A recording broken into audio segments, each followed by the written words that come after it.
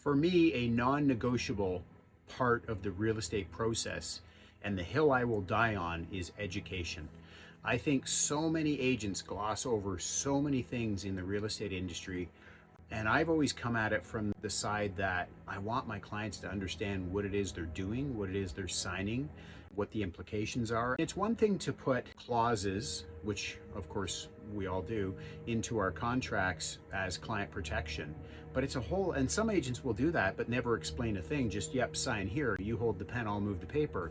But I do believe that, and it is obviously a part of the fiduciary responsibility of an agent to make sure that our clients understand. And so for so many people, they don't ask questions because they don't want to seem foolish and they don't want to, and I get all that because I'm that way myself.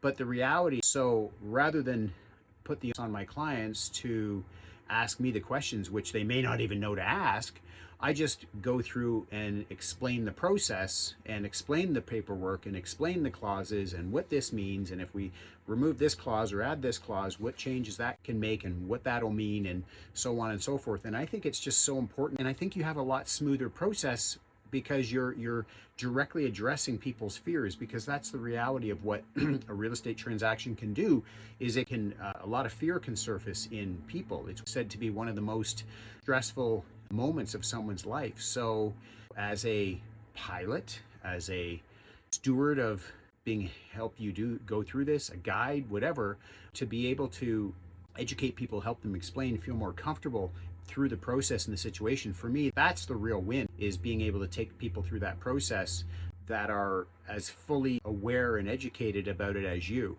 Maybe not to the degree of doing it day to day or something like that. That's not what I mean, but I'm saying get comfortable with your own decision, because that's the reality, is we all seek some type of validation, especially with big things like this. And so it's not to coerce someone that is paralyzed in fear or whatever, but it's basically to understand what their fear, where it's coming from, and what we can do to mitigate those fears and what the potential outcomes would be. So I would love to know from you, what is one thing about the real estate process that you wished was better explained to you when you purchased or when you sold your home?